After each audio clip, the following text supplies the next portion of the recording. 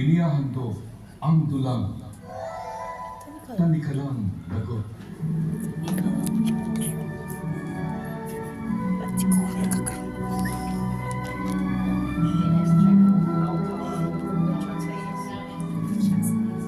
Audience.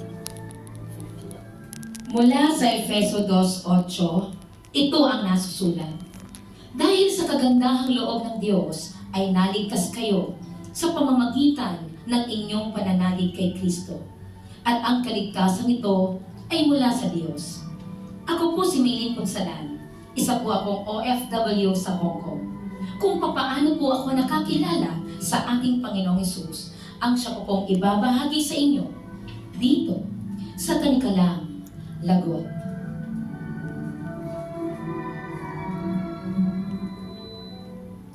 Hi, Mikay? Pinsan ni Sally, right? Tama ba ako? Oh, ano ngayon kung pinsan ako ni Sally? Anong meron?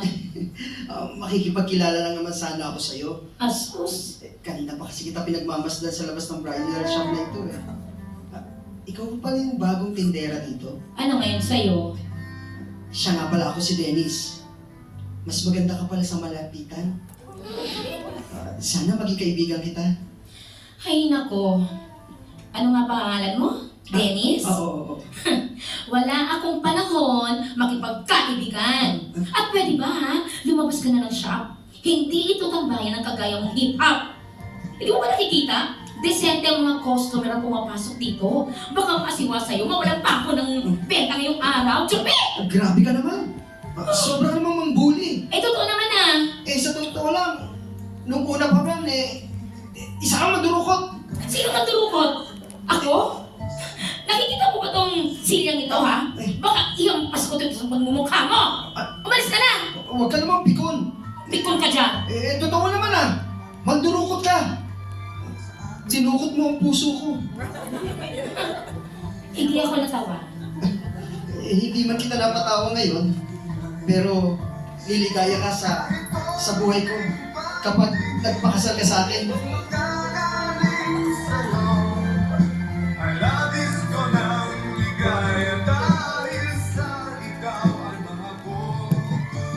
Oo na nga. Yes na. Mahal na rin kita, Dennis. Talaga, Mikay? Oo. Pinaligaya mo ako ngayon. Mikay, pangako ko sa iyo, paliligayahin kita habang buhay.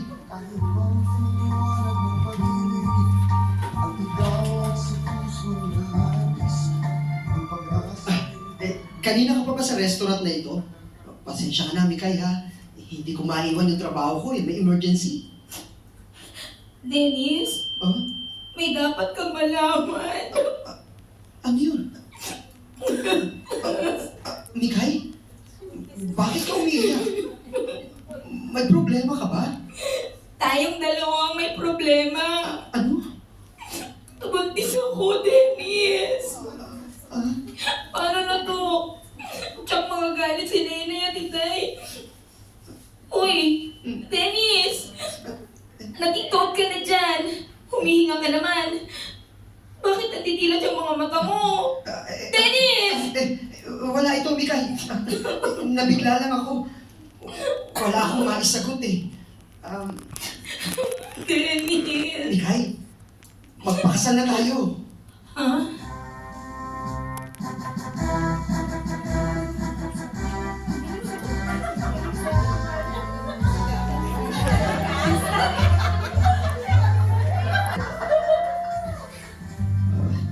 Hoy, Mikay, kanina mo pa ako tinititigan lahat ba ng galaw ko, inaaral mo? Meron ka bang sasabihin? Meron, sana.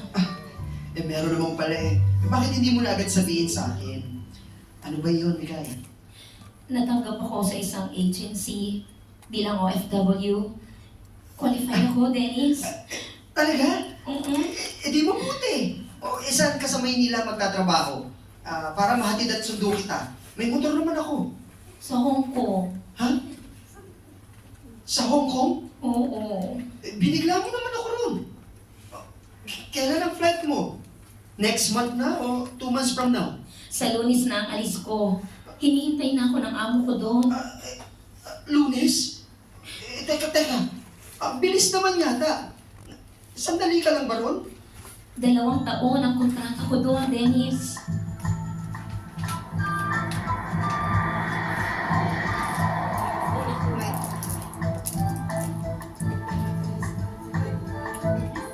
Welcome sa Hong Kong!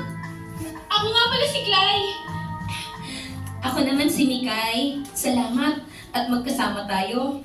At iisa pa lang amo natin. Oo nga eh. Sabi nga ni amo, ngayon ang dating mo, mag-enjoy ka lang dito lalo't malayo tayo sa ating pamilya. Kalaban mo lang dito talaga ang homesick. Pero, masasanay ka na rin sa katagalan. Ganyan talaga ang buhay OFW eh.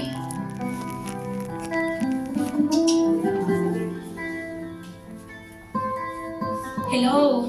Hello, Dennis! Kamusta na kayo riyan? Hello, Mikay! Ayos naman kami dito, mahal. Teka, bakit hindi mo sinusuot ang mga padala ko? Yan lang yan lagi ang suot mo. Kaya kita binibilhan ng mga damit para maging tao ka. Tingnan mo nga yung tsura mo. Parang wala nagmamay-ari sa'yo. Suotin mo nga ngayon Tsaka huwag mong ipamimigay yon sa mga babae mo. At tsaka, bakit pupungay-pungay yung mga mata mo? Araw-araw ba, Dennis, naglalasing ka? Hindi umiinom ako pero hindi araw-araw. Mikay, mahal, may ipagbibili ka ba? Wala na. Magpapadala ulit ako ng pera, ha? Paggastos ninyo dyan ng mga bata. Salamat kung gano'n. Mikay, uwi ka na. Ha? Miss na kita eh.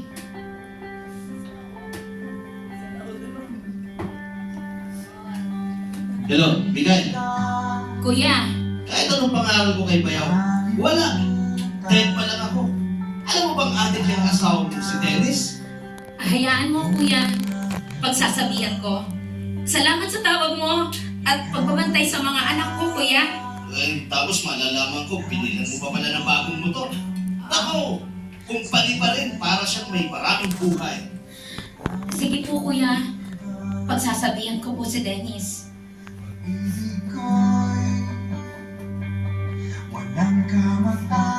Salamat sa pagdating mo sa akin dito sa airport. Ewan ko ba, Clay?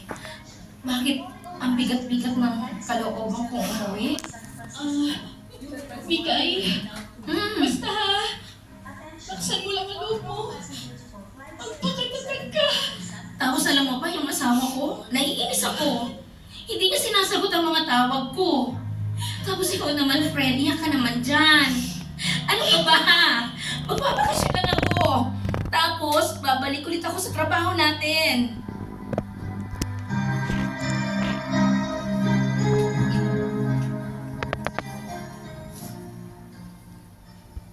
Nay? Bakit po wala si Dennis? Bakit po hindi sumama sa inyo para sunduin ako dito sa airport? Kanina pa po ako tumatawag sa kanya ayaw niyo sagutin. Ako, palagay ko po may binubong pa-surprise sa akin yung asawa ko. Nay! Bakit ganyan ang mga mukha niyo? Anak, tara na. Hinihintay ka na ni Dennis sa bahay niyo. Anak, Jillian! Bakit ba iyak ka ng iyak? Anak, magpakatatag ka. Salamat sa Diyos at nakauwi ka na. Naku naman ang inay. Miss na ninyo ako, no? Kayo ni tatay. Tsaka, Nay, bakit panay ang halik mo sa noo ko? Eto namang mga anak ko nakatitig lang sa akin. Kakarampot ng ngiti. Anak, andito na si Mami. Yakapin na ninyo ako mga anak. Jillian? Mami! Ito! Mami! Miss na din kita, anak.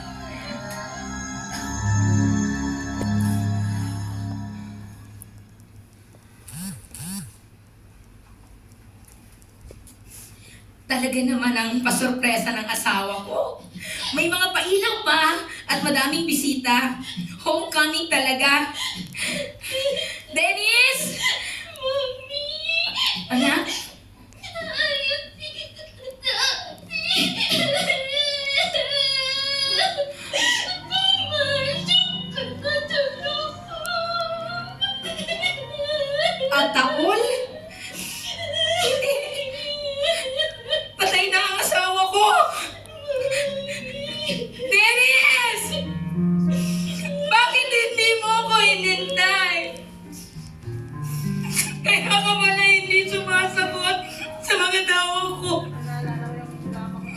Dennis, di ba sabi ko sa'yo, alagaan mo ang sarili mo.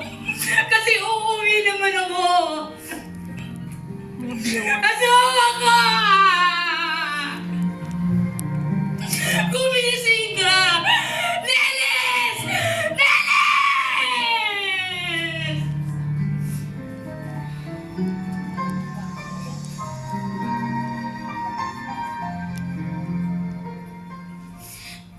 Clay? Kaya ka pala iyak nang ihatid mo ako sa airport.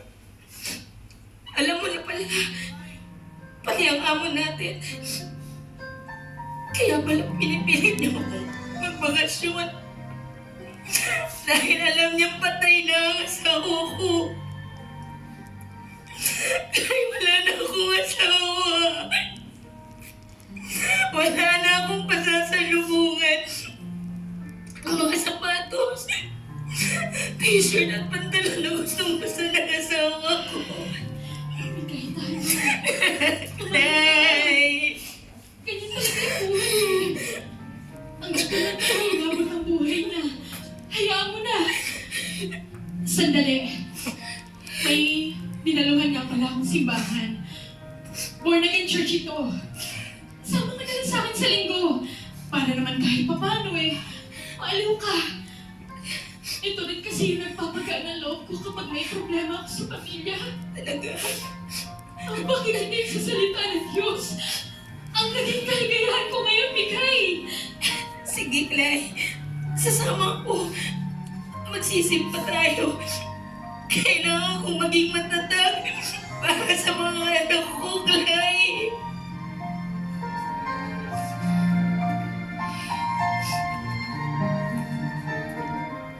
Mga kapatid, dapat nating alalahanin ang pag-ibig ng Diyos sa atin na nagsugo ng kanyang bugtong na anak upang mamatay sa krus sa ikaliligtas ng ating mga kasalanan. Kung ikaw ay magtitiwala sa Kanya, ipapahayag ang iyong mga nagawang kasalanan at ihingi ng tawad sa Kanya. Ang Panginoong Hesus, handa kang patawarin at ikaw ay pagkakalooban niya ng buhay na walang hanggan. 70 DC702. Nung araw ding yon, tumanggap ako sa Panginoong Hesus. Wala pong pagkukunwari. Sadyang inaliw ako ng banal na espiritu na para ang aking kalungkutan.